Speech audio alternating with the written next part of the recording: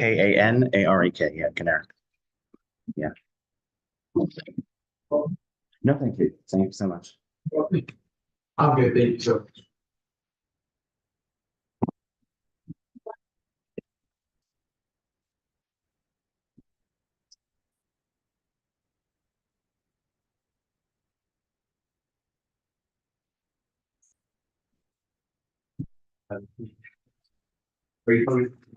The Lower East Side. Same as in the previous. Hi, good morning. so school teacher. Yeah. Hold on. You guys are gonna throw spitballs and everything? Sign up for that. You don't want to know what we're gonna do. Everybody know that same story. About you? No, no. Oh. The substitute. Right. What it is, it's a story.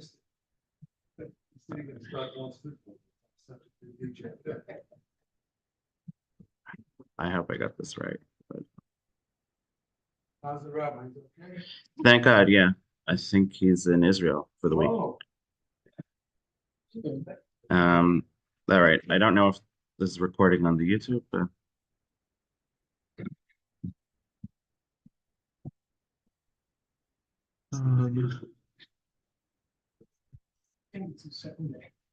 This meeting is being no. I don't think there was a class yesterday. Right. it is being live streamed, so Okay. you're on. Thank you so much. Yeah. Okay, so Rabbi Friedman suggested that I think you're holding somewhere in the middle of the page on 51A. 51A.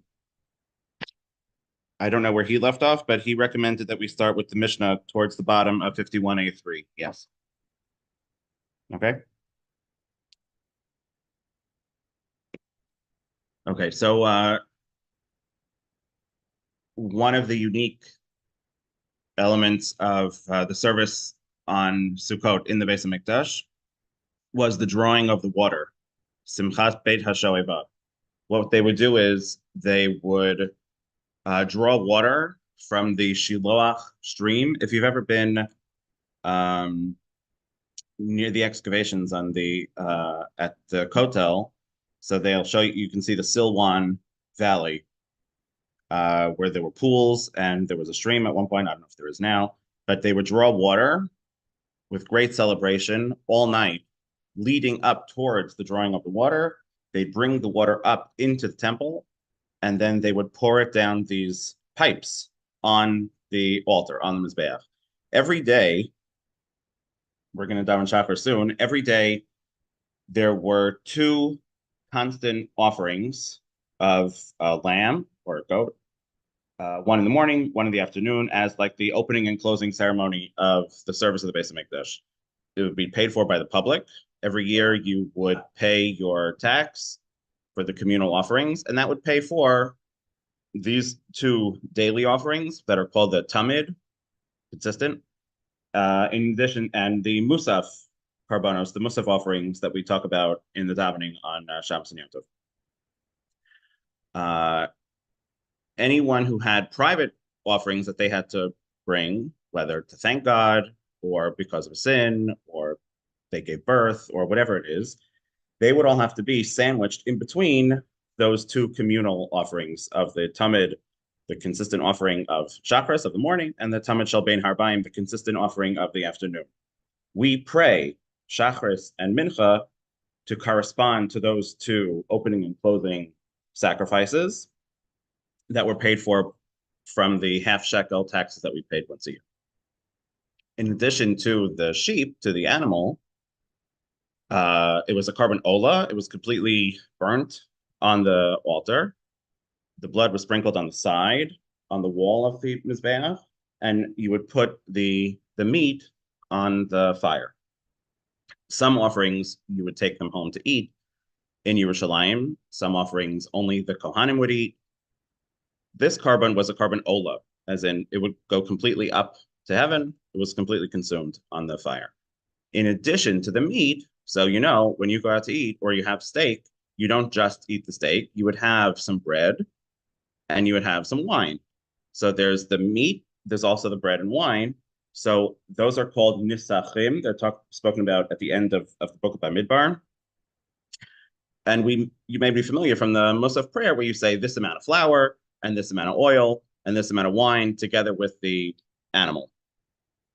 So the wine would be poured down these pipes. Hi, good morning. In the altar. And what was unique about Sukkot was that in addition to the wine that was brought together with the animal and the flour offering with oil, sort of like a donut kind of pancake, like a thick fried pancake. In addition to the meat, the wine, and the the pancake, you would also pour water down the pipes of the mizbeach. That was unique to Sukkot. On Sukkot, we're judged for the water that we're going to have the following year, and so the Torah says, debatable. It might be a tradition that we received orally from Moshe, that he received from God at Har Sinai, passed down orally throughout the generations, that on Sukkot, together with the wine, you would also have water. In fact, the Mishnayos will speak about later that the pipes in the altar were of different thickness so that the water and the wine, water is a lot thinner than wine. It travels exactly. It would hit the ground at the same time. Okay, so that's the Nisoch Hamayim, the libation of water that was unique to Sukkot. Leading up to the drawing of the water from the Shiloach to bring up to the temple to put in the holy vessel to pour down the Mizbeach, leading up to that, there was a celebration, an all-night party. From the conclusion of Yom Tov, so let's say you have the first day of Sukkot where you can't work, that concludes, let's say, I don't know, 8, 9 o'clock. From then until sunrise, until the first crack of dawn, there would be a party in the courtyard outside of the Beis Hamikdash with fire juggling and things like that. And then they would all march down to the stream, get the water, bring it back up, and pour it down the Mizbeach. So that's what this Mishnah is discussing now. That's known as the Simchat Beit HaShoeva. Shoeva is the drawing, to draw the water from the well, or in this case from the stream, because the pasuk says, "Usha'avtem mayim bisason." You shall draw the water with rejoicing. So there you go. So we rejoice leading up to the drawing of the water. That's where that comes from. Okay, so the Mishnah says, there's the bottom of 51a, 3. Misha lo ra'ah simchat beit hashoeva lo ra'ah simcha miyamav. Whoever did not see this celebration of the drawing of the water has never seen rejoicing in his life. Okay. And now it's going to lead up to the details of the simchat beit hashoeva. Now that's a I guess hyperbole. That's quite a statement. If you haven't been there, you don't know what joy is. What would be, you have to think of the Mishnayot as distilling all of the oral law in a easily memorizable fashion, because you have to remember at the time that the Mishnayos are put together, until then, there was no written Mishnah or written Gemara. All you had was the Tanakh, was the Torah and the books of the prophets. Everything else was transmitted orally from teacher to student for thousands of years. What are we transmitting? We're transmitting the law. Hashem gave Moshe at Sinai Torah, and he gave him oral interpretations of the Torah, and expanded by the High Court using the 13 methods of interpreting the Torah, Rabbi Yishmael Omer, those 13 methods of interpreting the Torah, which developed with their argumentation, etc., that we know as the Mishnah and the Gemara. Rabbi Yehuda Nasi, who's the editor of the Mishnayot, had to be as concise as possible, because if you're trying to get thousands of people to remember many, many, many pages of Mishnayot and Gemara, they have to be as concise as possible, which is why you know from learning Gemara that every time you have a Mishnah that could be 3 or 4 lines, you'll then have 3 or 4 or 20 pages trying to interpret exactly what did you mean by acquire? And what did you mean by land? And what did you mean by, pull? Or what did you mean by ox? With debate. And sometimes you have to read very carefully into how the Mishnah said this line. It could have said it that way. It could have said it this way. There's a lot of meaning behind everything because you're trying to get things in a concise as fashion as possible. So, the uh, what is the information that's trying to be given over when we say whoever has not seen the celebration of the drawing of the water has never seen celebration in his life? You have to remember, you have to imagine thousands of students memorizing. Whoever has not seen celebration of the drawing of the water has never seen celebration. It's like, what is the point of all of that? What is the law that's in those words that would require us to memorize this? That require We're trying to be as concise as possible. We don't want to go off into hyperbole. We don't want to be as flowery and poetic as possible. Maybe it's encouraging all of the Jews from Jerusalem. Ah, that would be a good idea, except that this was written, the Mishnayos were written primarily after the destruction of the Second Temple. There was no still commandment. Is there a commandment to come to Jerusalem for the 3 holidays if there is no temple? Certainly not biblically. There is I think, 14th century Spanish scholar named Rabbeinu Nisim, whose shorthand is the Ran, and I believe in the back of the Gemara Ta'anit, who says that there might be a rabbinic, I wouldn't call it application because a lot of it, I don't know if you were there the last 3 holidays, but I wasn't. A rabbinic fulfillment, I guess, to commemorate the biblical mitzvah. But the way it says it in the Torah is, appear before me, don't come empty-handed, bring the gift, meaning the sacrifice. So Rabbi Soloveitchik thought that there's, I don't know if you, I assume you've covered this on 41a. The Mishnah discussed different takanot, different rabbinic enactments made by Rabban Yochanan ben Zakkai, who was the leader of the Jewish people during the destruction of the Second Temple, to keep the memory of the temple alive until it would be rebuilt. One of those is that you would take the lulav and the 4 species all 7 days of Sukkot, wherever you were in the world, even though at the time that the temple was around, that was not true. That was not the case. In the Chumash, it says that you take everywhere in the world, you take it the first day. In the temple, you rejoice with the 4 species before God, meaning in the temple, for all 7 days. Everywhere else, we would just pick it up the first day. This year, where the first day was Shabbat, and the rabbi said, don't pick it up on Shabbat, so we would not be taking the lulav at all. Rabbi Yochanan ben Zakkai said, in order to remember, Zecher LaMikdash, in order to remember the Beit HaMikdash, do what they did back then, take it all 7 days, no matter where you are. Another thing, last night we counted the Omer. What did we say? Today is 35 days to the Omer. What's the Omer? An Omer is a measurement of flour. 35 days to the measurement of flour. What in the world does that mean? Because on the second day of Pesach, there was a special korban, a special pancake mincha offering that instead of wheat flour was made from barley flour. One of the very few mincha offerings that was made from barley flour. And there was this whole ceremony with, after the first day of Pesach, they would go to the fields closest to Jerusalem, cut down the barley with big fanfare. They'd bring the barley, they'd sift it many, many, many times to make it as pure as possible. And they would offer that on the second day of Pesach. From then, we would count 49 days, and then we celebrate the holiday of Shavuos. There was no Omer offering of barley this year. So when we said last night or today, 35 days, we make a blessing. Blessed are you, our God, who commanded us to count the Omer. 35 days from the bringing of the Omer, we sound ridiculous. There was no offering of the Omer. What are we counting for?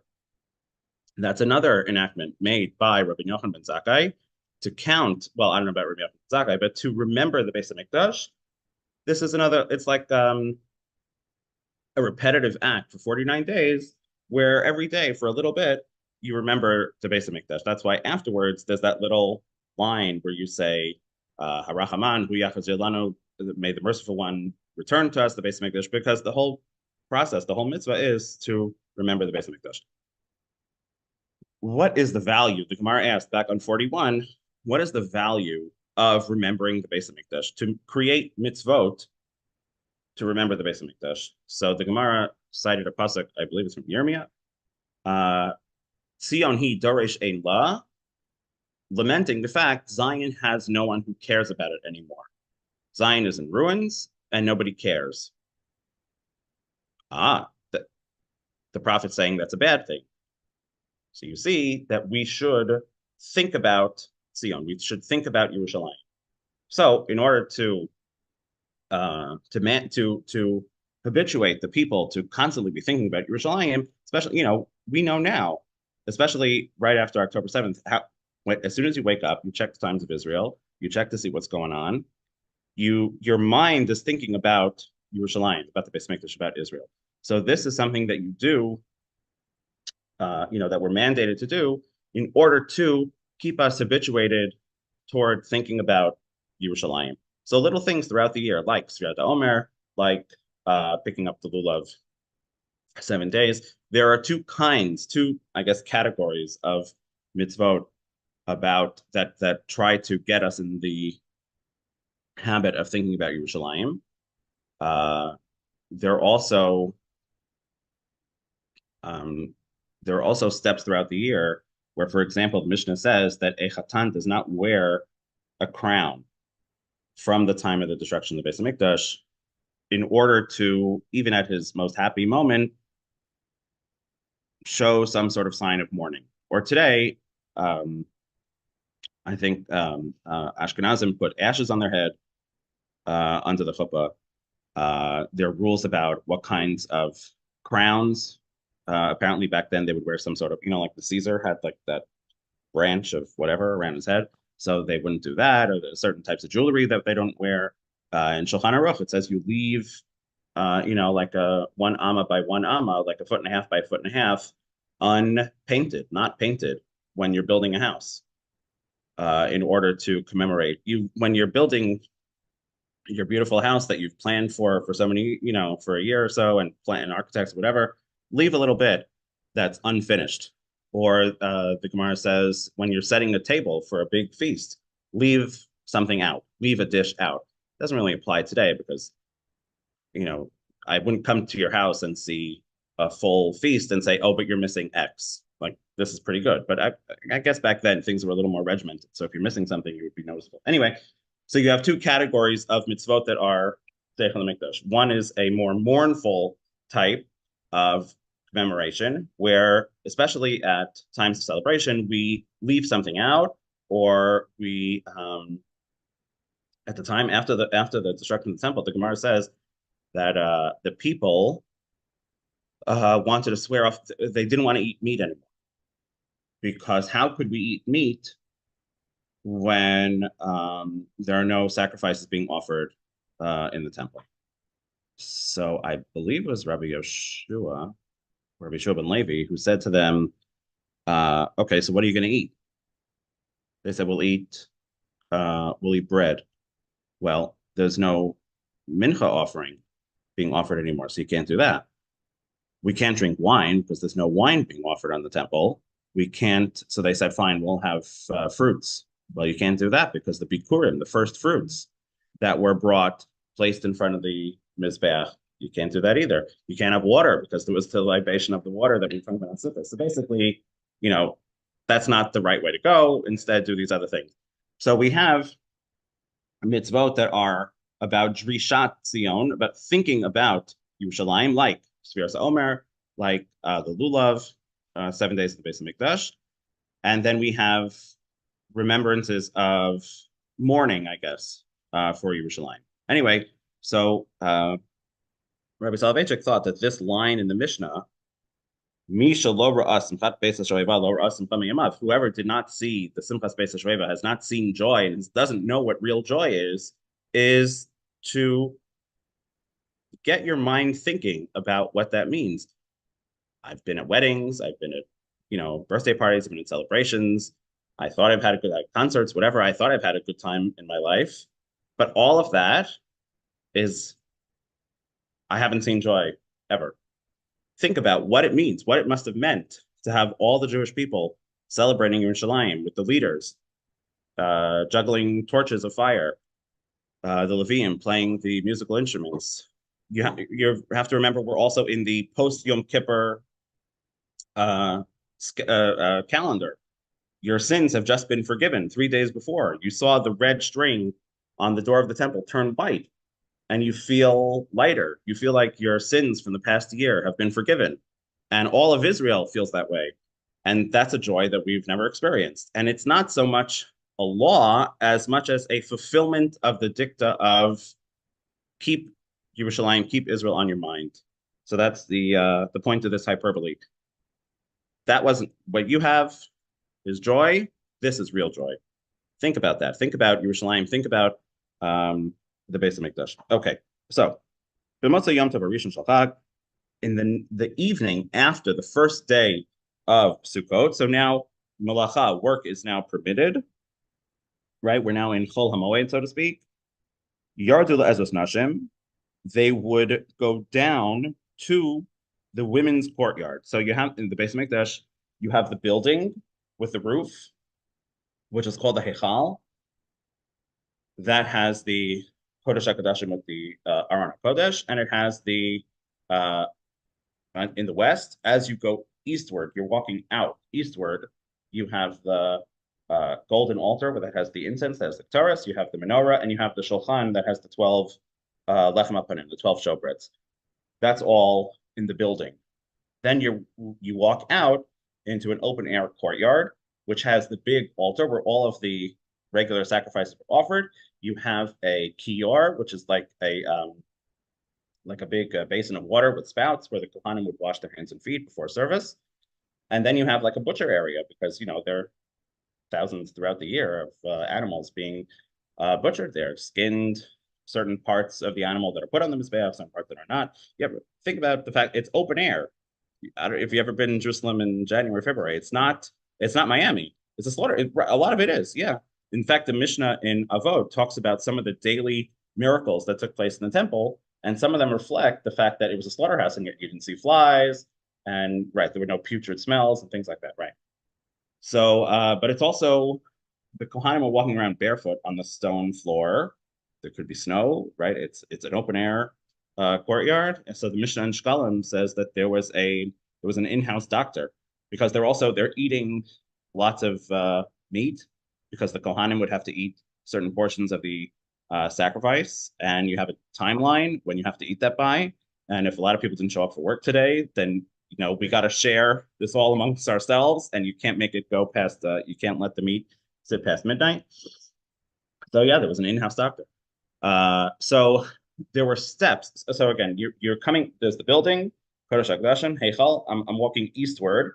Then you have this open air courtyard where some parts for the Kohanim, some parts for it's called the Ezras Yisrael, the courtyard for Israel, meaning everyone's allowed. You don't have to be a Kohen in order to go there. That was the first 11 cubits of this courtyard. Then there's these great doors called the Sha'ar Nicanor, the gate of Nicanor. The Gemara tells a fascinating story about how these doors made their way to Jerusalem on these boats. And then you walk outwards down 15 steps to what's called the Ezrat Nashim, which is this large courtyard called the women's courtyard.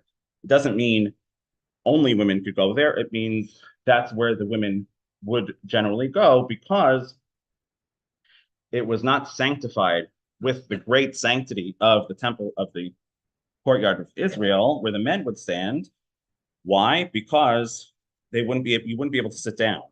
So in the Heichal, in the Ezras Yisrael, the big courtyard with the altar, with the Mizbeach, you cannot sit. There's one human being alive who is allowed to sit down in that courtyard, and that is the king descendant from David. Even the Kohen Gadol, no one else can sit. The king of the 10 tribes from the north, he can't sit. In fact, that's what led to this major schism, to this major split between the north and the south, right? When Shlomo's son Rechavam took over as king, as the third king of fourth again Saul, king of Israel. They weren't happy about his taxes, and they said, "You either lower taxes or we leave." He, yeah, his advisors, his young advisors, told him, "Don't lower the taxes, raise the taxes, show them who's boss." They said, "Fine, we'll leave."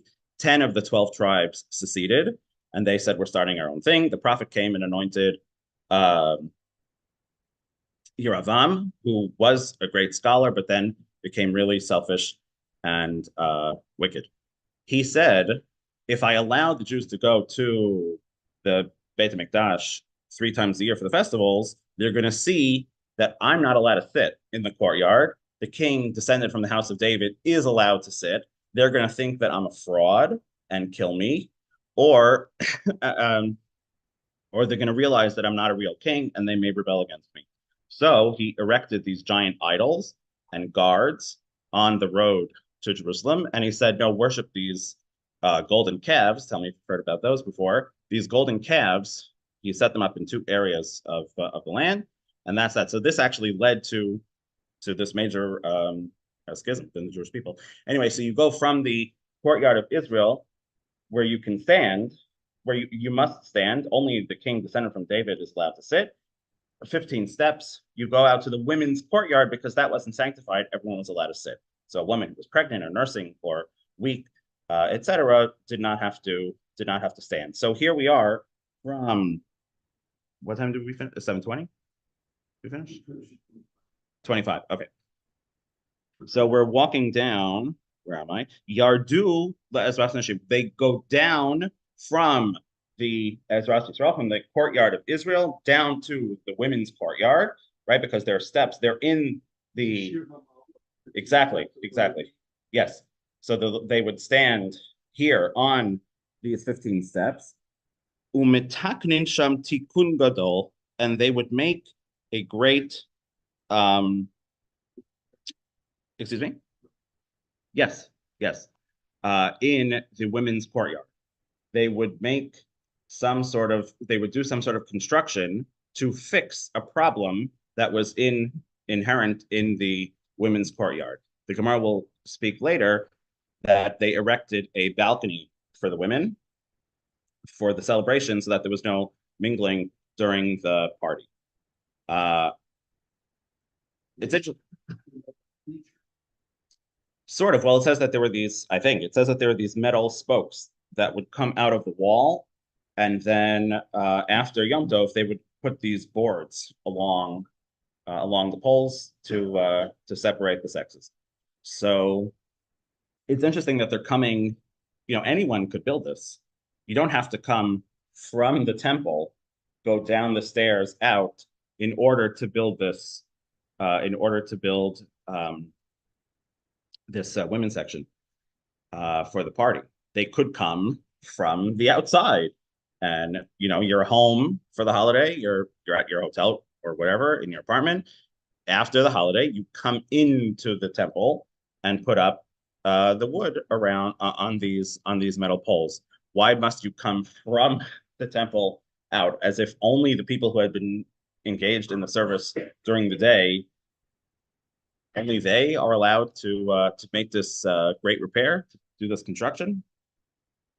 So that's another. There is one of the 613 mitzvos is to guard and take care of the temple.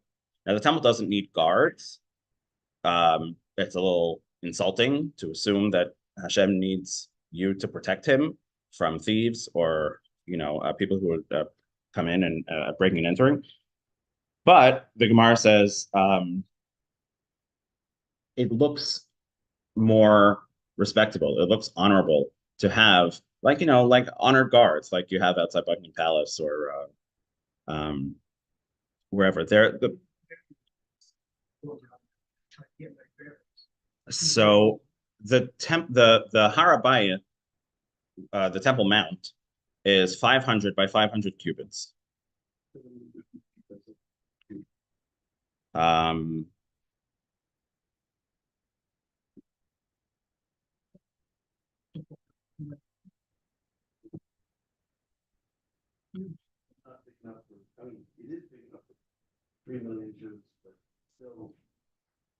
Yeah, it's not what you imagine in your head, I think. I don't know about you, the first time I went to the hotel, I thought it would be much bigger because in your mind you build it up as this grand thing. And today, you have all sorts of media and you think of this gigantic um, landscape or whatever it is. And yeah, it wasn't, miraculously, Jews were able to both stand and bow and have room to bow. And Rashi points out, make their confession. Yes.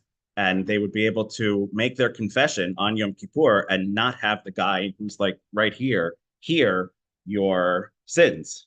That was also part of the miracle. Anyway, so where was I?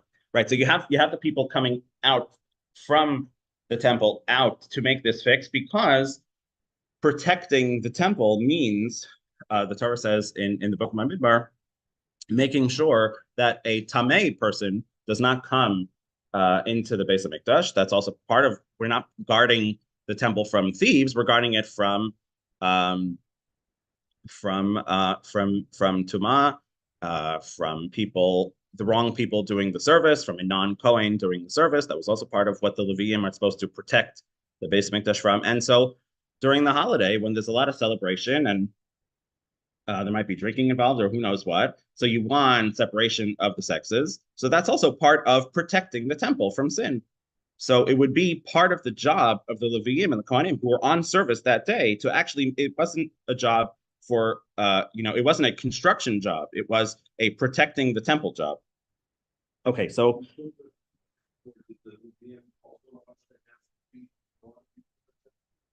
the Leviim did they wash the hands of the Kohanim?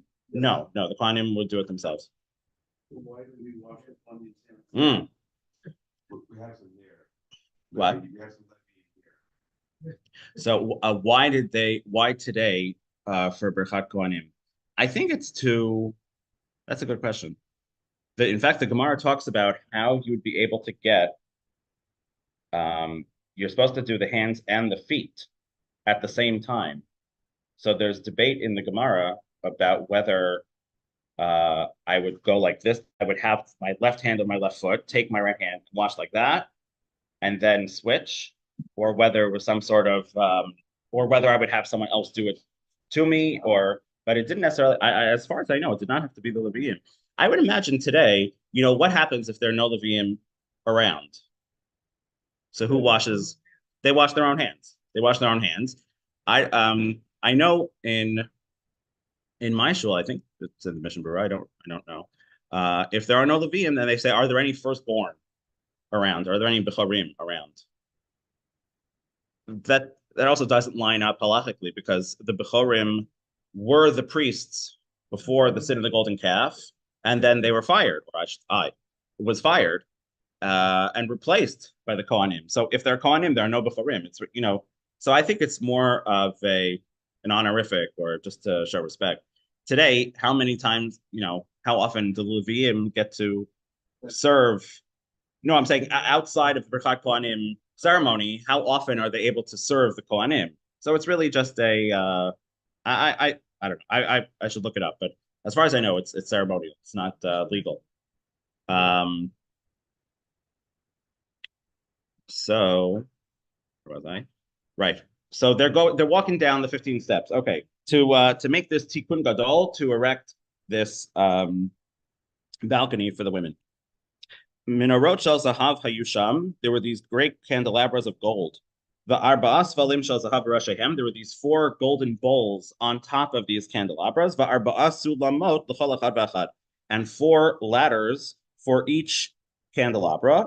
The arba'a yiladim mipirchei kohanim mipirchei kehuda. And there were 4 young boys from the Kohanic youth.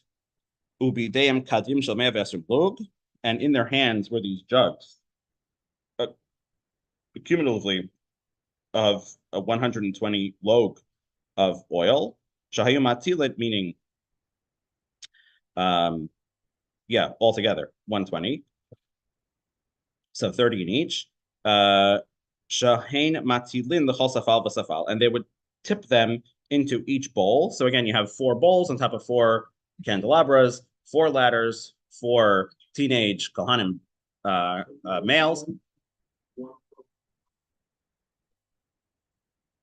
one teenager, 1 ladder, 1 bowl, 1 candelabra. Yes. And yes, yes. And the jug of 30 log of oil, he would tip it into the bowl.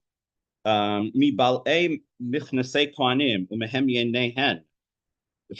the worn out shorts of the Kohanim and their belts. They would tear them up and light and turn them into wicks and light the oil. There was no courtyard in Jerusalem that was not lit up from these great lights. So you have to remember also at this time, we're talking about, as we'll see at the end of the Mishnah, where they say, we're not like the people from the first temple where they worship idols. We're good. We're with you, God. So we're talking about in the second temple. The second temple, they were very poor when they started out. The menorah was made, the actual menorah in the Heichal was made of tin. It was not made of gold, like from the first temple and the one that Moshe made. Eventually, as they got wealthier, they replaced it with silver and then they replaced it with gold. At the time, when we say after Shabbat, we say Havdalah, both over a cup of wine and in the prayer in Arvit of Saturday night. So we say Atachon Antanu in the blessing for wisdom. That was enacted when the Jews could not afford to say Havdalah over wine during the time of the Second Temple. That's how poor they were. Friday night, we say Kiddush both over the cup of wine and in the evening service. That's there by law. The Havdalah is also said both in the prayer and over a cup of wine, but that's not there by law. That's there because they couldn't afford wine. And so it began as just saying Havdalah in the prayer. Later on, when the rabbis felt that Jews could afford wine or some other, classy beverage, like coffee or something like that, then they enacted that you should say Havdalah after the prayer over a cup of wine. But we're not going to take it out of the Shemona Esrei of the prayer. So they're really poor. The menorah itself is made of tin, but yet there are these golden bowls of oil for the Simchas Beis HaShoeva. So we're trying as much as possible to honor it, to show some amount of opulence for the celebration. So they would take specifically the garments, the old worn out garments, 2 out of 4 of the garments of the Kohen, make wicks out of them, and use them to light the lights. Right, the Kohen, your standard Kohen had 4 garments. He had shorts. He had a long tunic, a long robe, a belt, and a hat. For some reason, the Mishnah says they would only make the wicks out of 2 of them, out of the shorts and the belt. I don't know why the tunic was the biggest. That you would think supply the most material for wicks. So Tosfot asked the question. He doesn't have an answer. He says, I don't get it. The tunic was the biggest. That should have provided the most amount of material for the wicks. And the hat also. The hat it was like this big wraparound turban. It was much bigger than the shorts, I would think. But anyway, okay, we'll have to get back to that tomorrow. All right, thank you so much. Vilavim. Okay. Got it.